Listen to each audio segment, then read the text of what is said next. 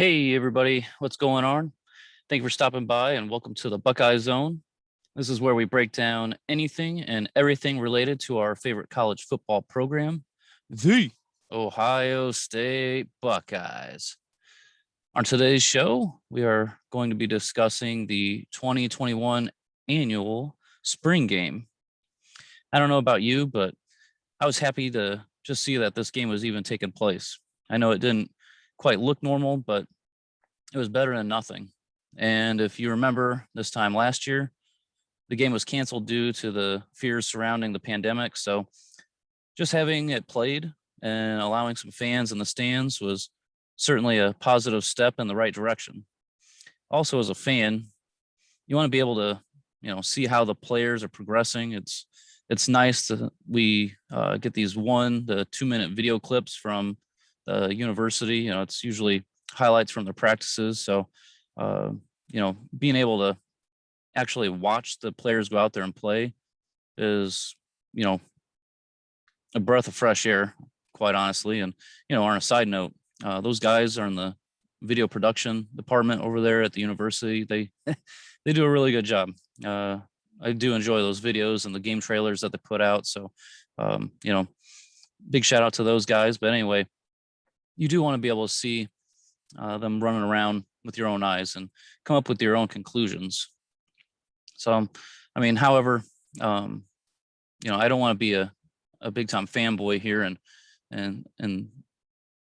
taking a look at one practice game or scrimmage and thinking that's the only thing that matters. But, it is a glorified practice. And for the most part, media members are, not allowed inside the Woody Athletic Center. So, to watch what's going on. So they're not exactly able to report, everything to us and what's going on inside the practices. But whether you see some good things or bad things during this spring game, the main thing you want to take away is that, nobody got hurt. I think that's the main thing. I'm pretty sure that's, what Ryan Day was hoping for. That's probably why you saw some of those funky rule changes. One of them was, no tackling. Tackling as far as actually hitting people. It's the tackles that were recorded, they were like 2-hand touch sort of thing. So, just being able to watch these guys go out there and play and nobody got hurt. You try to formulate your own opinions on what you watched, and hopefully we're able to do that for you. And it's just, the show is going to be breaking down what we saw and what we witnessed, but don't take a whole lot from this one practice game. So I think we'll just go ahead and dive into, things that we saw, and hopefully we'll discuss, a whole bunch of different positions of things that we noticed. The first thing, we'll have to check in on the almighty famous quarterback battle that's been brewing since Justin Fields went on to the NFL. And everybody around the country, I think, wants to know who is Ryan Day and the Buckeyes are going to replace Justin Fields with. How do you replace a Heisman Trophy candidate finalist? How do you replace a 2-time Big Ten Player of the Year award winner? How do you replace that quarterback who led the team to win 2 straight conference titles in a row and 2 trips to the playoffs? It's going to be difficult to replace, a young man that threw for 5,300 passing yards, 63 touchdowns, a completion percentage of 68%, and also ran for another 867 yards, 15 touchdowns. A quarterback who only played a year and a half of football for this great university. Trying to replace a guy that got drafted in the first round, 11th overall pick in this latest NFL draft. It's going to be a difficult task for any of the 3 quarterbacks who are basically jockeying for that position. And the answer is, you just do the best you can. And Ryan Day, I have faith that he's going to make the right decision for the team. He's, done a great job since then, taking over for Urban Meyer. He was brought in some elite talent And any of these three young men that are trying to be the next starting quarterback for Ohio State, they'd be starting for 95, 98% of any of the other college teams in America. So he honestly has a very difficult decision to make, but I'm thinking that is starting to shape up in front of our eyes. You know, the options are between 4 and 5 star players. Jack Miller and CJ Stroud are redshirt freshmen, while Kyle McCord is that true freshman coming in.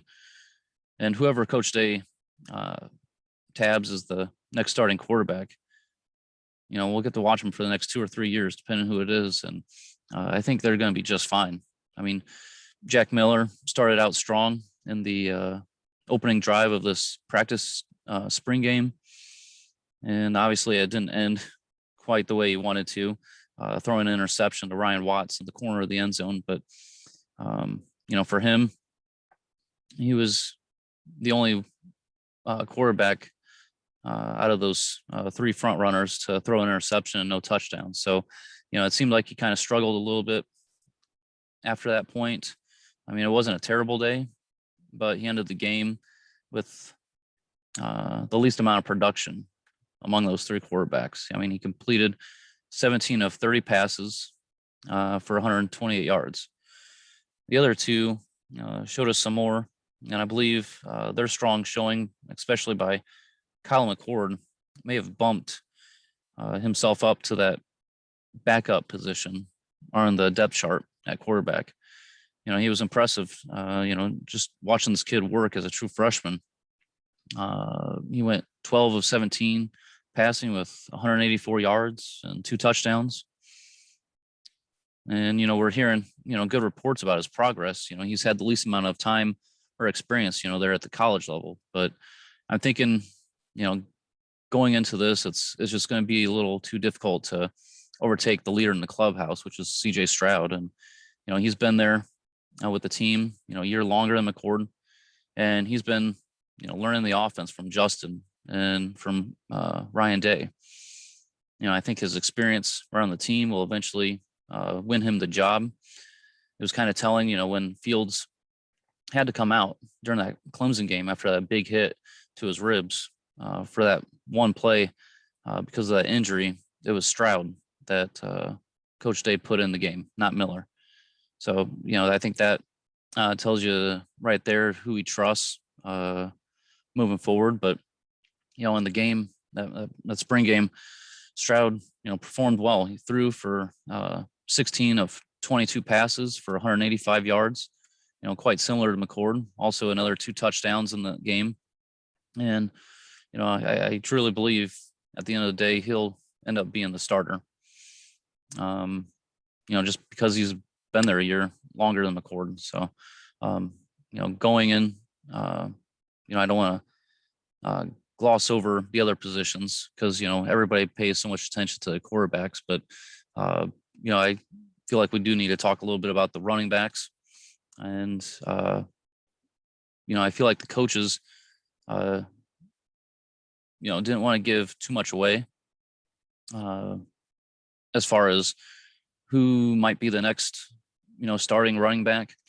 You know, they got some big shoes to fill with Trey Sermon. You know, he came on strong late, but you know, you don't want to hurt, you know, these guys in this glorified practice. So the workload was you know, cut down immensely. And I think, you know, it was kind of good to see that, you know, most of the attempts were given to that true freshman Trevion Henderson, who had 6 carries for 26 yards. You know, it didn't look, you know, highly impressive. You know, just 26 yards, but, you know, only 6 carries, and that was the most by any of the running backs. And, you know, unless somebody really separates themselves during the summer, it just may be, you know, whoever has the hot hand at that moment. I mean, honestly, I just don't like the idea, you know, what's going on, you know, what's coming back. You know, I'm not sold on Master Teague and his abilities. I feel like, you know, Buckeye Nation is kind of split on him. And, you know, I think there's good reason to.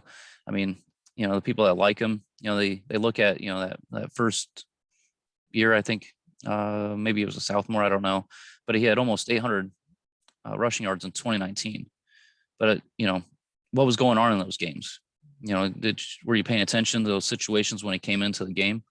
Most of those yards came against garbage teams, during cleanup duties. The games were, pretty much blowouts. J.K. Dobbins, what he rushed for like 2,000 yards that year, and just to keep him healthy and to keep him, fresh, that's when Teague was put in those games. And, in my opinion, Teague lacks, kind of the wiggle that, Dobbins or Ezekiel Elliott would possess. The vision doesn't seem quite there. He just, gets the ball and he runs towards, the spot that, where the play's called. He doesn't really have that vision to, see, oh, I need to cut this ball back, try to find the open hole. It's just, give me the ball and I'm going to run. And, maybe he also lacks the speed to be an every down back. So I'm not 100% sold that he's going to get the starting position. He might get the start from day one, but I don't know if he's going to, basically be that guy moving forward. He looks great in red zone situations or in short down conversions. So maybe they'll just bring him in those special situations and those moments where they need to pick up a tough yard here and there. They could definitely use a guy like his ability to just pound the rock up the middle and get those yards or get them into the end zone. But anyway, I want to shift back then, shift some gears back to the go from the ground game to the passing attack, because, we do need to talk about those wide receivers. And man, they've got some studs, in that wide receiver room. And, it's just going to be simply amazing. And I can't wait to watch these guys perform. And, no matter who the quarterback's going to be, they're going to enjoy throwing to the immense amount of talent that Brian Hartline has been able to stack up for this program. And, we already know that Garrett Wilson and Chris Olave, they're back and they're going to be hogging up most of the attention. And, they've already been receiving, praise nationally about being the best wide receiver duos in the country. So, they're just going to need to find some other people to rotate in there. Who's going to fill in those other slots, because they use a 6-man rotation for the past couple of years now, and they've got plenty of talent to run out onto that field. I really like Jackson Smith-Njigba. I think, he's shown that he's more than capable of going out there and possibly being that third option in the slot as a starter. He's a 5-star prospect in 2020, and I think he's had some impressive moments when he's had his opportunities last year. That one toe touch grab at the end of the end zone, that was highly impressive. I think it was like the first, second game of the year. He definitely turned some heads with that play. Julian Fleming, he may be another possibility to fill in that 6-man rotation. He's a 5-star recruit, and I believe he was the number 1 rated wide receiver in his class, which came out in 2020. I think he was number 3 overall too. So, he's definitely got the hype behind him. And, speaking of number 1 wide receivers in a recruiting class, we can't forget about Emeko Ibuka, and, his performance in that spring game definitely shows that, he's ready to take that step as a true freshman. He had 9 targets and caught 7 catches for 123 yards. That was highly impressive for, that true freshman.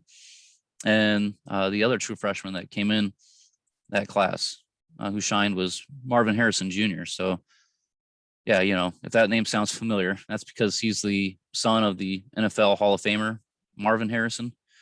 So, if he's anything like his father, it's going to be awesome watching this passing attack for Ohio State moving forward for the next 2-3 years.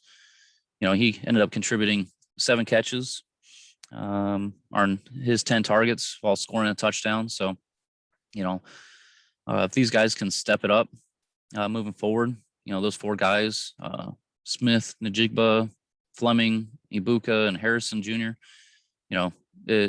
those would be my choices to fill in that rotation. I mean, they've got some other guys, some older guys that they could slot in there, but all the hype's around these young guys and be able to see what they can do. I think they should end up winning the day and earning those positions there for the 6-man rotation. So now that we've kind of covered the offense, let's spend a little bit of time going over what we saw with the defense. And I've heard a lot of grumbling regarding the defense and how bad they've looked at times this past year. And it didn't stop with that spring game either. Oh man, wide receivers were tearing them up. They looked terrible. And especially last year, yeah, they looked bad, especially against Indiana and Alabama. And honestly, yeah, it's warranted. I get it. They didn't look very good at times last year, and it definitely needs to be cleaned up, needs to be fixed, but I don't like to dwell too much on the past or into, negativity. I try to stay positive and look towards the future. So, I truly believe last year was just an off year. They had some things go wrong, and they were still able to help this team win, another Big Ten championship. They were able to go out there and beat Clemson and advance to the national championship game. But man, this pass defense in particular was terrible. We can't sugarcoat that aspect of their defense. They were ranked 122nd out of 130 teams. The pass defense just was a main contributing factor to why the defense looked so bad. They gave up on average 303 yards per game. This clearly isn't, going to get the job done moving forward, especially against teams like, Alabama. But, there's plenty of reasons why it happened. You have to dig a little bit deeper and focus on, why did it look so bad? And, one of those reasons was that, they had to essentially replace 5 guys in the secondary. 3 of them, Okudah, Arnett, and Fuller, they were really good players. They went on to get drafted, and it's hard to replace top flight talent like that. And other 2 guys of the 5 that they had to replace got kicked off the team. So it's going to be difficult to replace 5 guys in any unit to overcome that in a normal year. And so let's not forget that they were trying to replace these 3 stud starters in a shortened year because of COVID and Big Ten restrictions and cancellations, and just things got really jacked up last year. And so it was going to be difficult no matter what happened. But I mean, on top of that, you had Shaun Wade, the only remaining starter of that secondary. He was shifting positions. He was playing the inside cornerback role to help cover those slot receivers. And instead of going to the draft, he came back and wanted to prove to scouts that, he could cover that outside receiver. And he didn't look, nearly as impressive as he did the previous year. So switching positions, that was difficult. So maybe that was part of the reason why. But, after the season, it was confirmed, his father came out and said that, his son had injured his groin, and, Shaun himself came out and confirmed those reports. So maybe that was part of the reason why, he had a procedure done before the season and it just never healed properly. So yes, the pass defense struggled, and I would like to assume that it's just going to get better. I mean, you can't get much worse, but I mean, having a full year of off-season workouts and practices will definitely help. I still believe in Kerry Combs and his ability to develop talent. I mean, he's got an impressive track record. It's quite impressive and unbelievable, really, to get guys drafted, and not just drafted, but turning them into first-round draft picks. So, I believe in him. And finally, they've been recruiting very talented players. I would much rather go into the season trying to develop 4- and 5-star players than 2- and 3-star guys. So I just think, they had a number of factors that played into, their secondary struggling last year. And hopefully, it's just going to get better.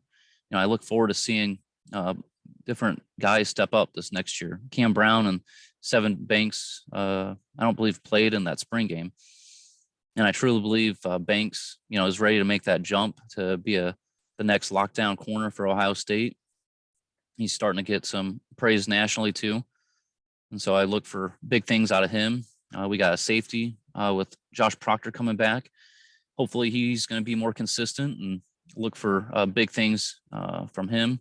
So we got two guys, I feel, fairly confident about that's going to make that next step, and expect big things out of them. And I certainly, watching that spring game, certainly liked what I saw out of Ryan Watts. He was the one that picked off Jack Miller in the end zone, and he had great coverage on his man. I think he was covering Garrett Wilson at the time, and just his presence of mind to turn his head around to locate the ball. That's something that if you've been watching the Ohio State games over the last maybe 2 years, it's been kind of missing from our secondary, is turning their head and locating the ball and trying to get turnovers, get those interceptions. And hopefully that's a good sign for what's to come this upcoming year, that they're finally starting to make that adjustment. And I'm expecting to see maybe a little bit of Cameron Martinez. He's a redshirt freshman, made some plays. He had 5 tackles. I really like Ronnie Hickman. I like some of the things I saw last year.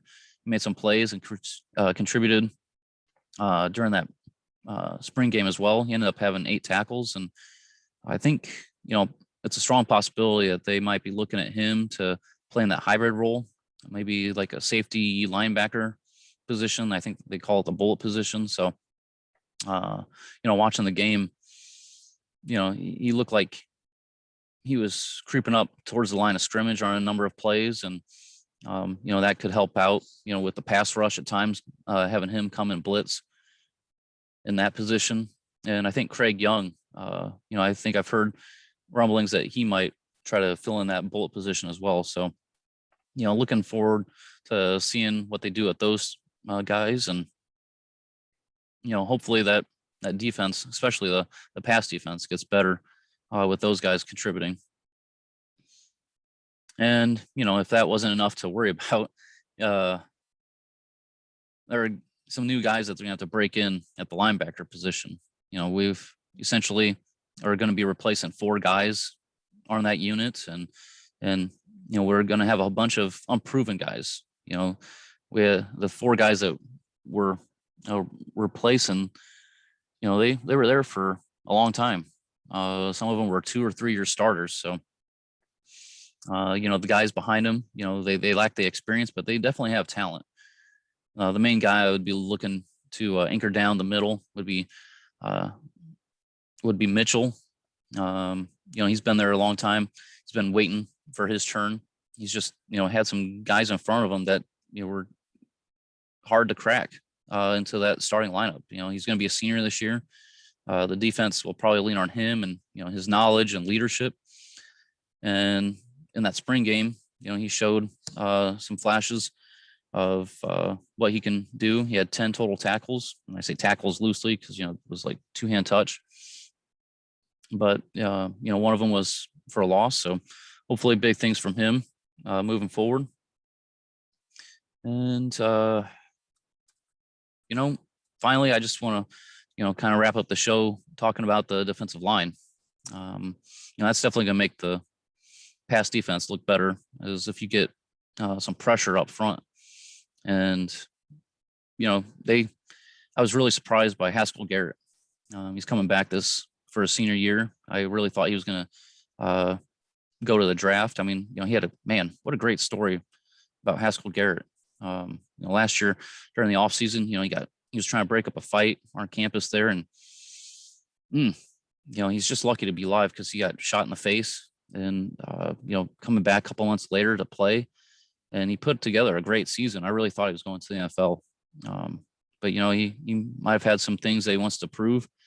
Maybe he wants to win a national title. I don't know, but certainly nice to have his presence on the defensive line. And creating havoc because he did a great job last year with Tommy Togiai, and it's nice that that Tommy moved on to the NFL. So having Haskell back, that's big for our defensive line, and expecting Tyler Friday and Zach Harrison and Tyreek Smith to produce. They've got to step up their game and disrupt the quarterback. And I think we kind of missed last year having Chase Young run around blowing people up back there.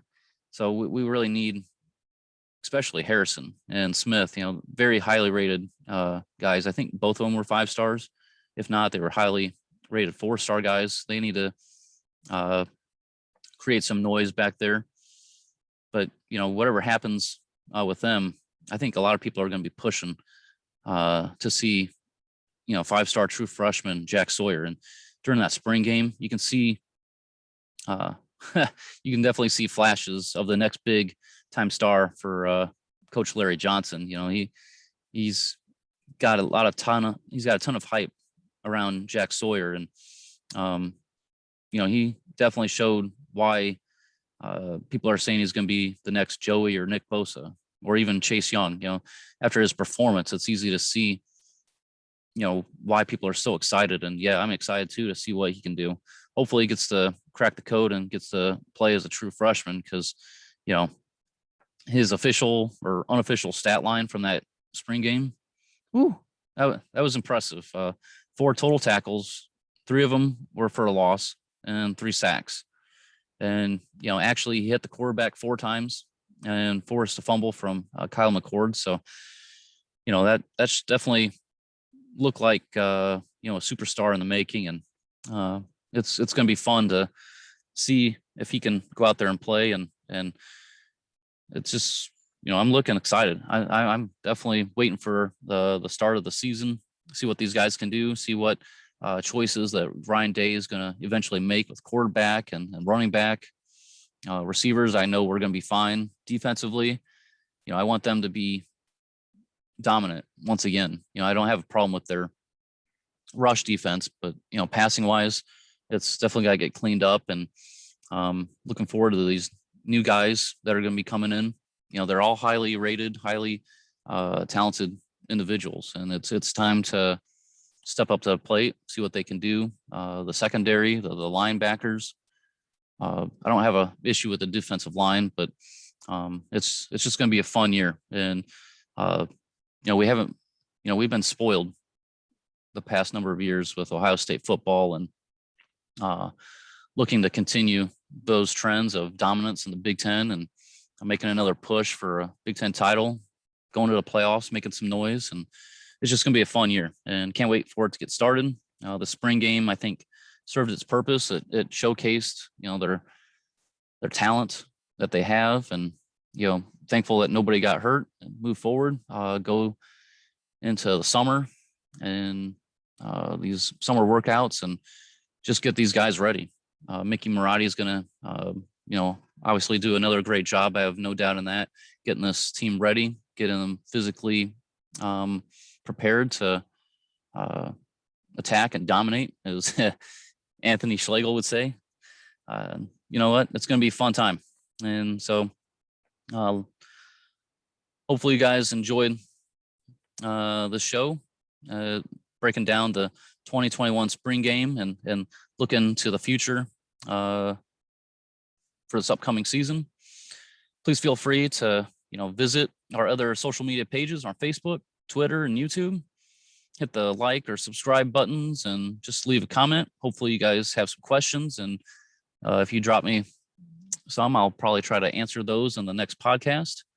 It's been fun doing this, and hopefully I can get on a rotation of writing the subject out on Thursdays, putting these shows out, recording them on Friday. And, I definitely want to hear back from you guys, see how I'm doing. It's only our second show, and hopefully we can start something special here.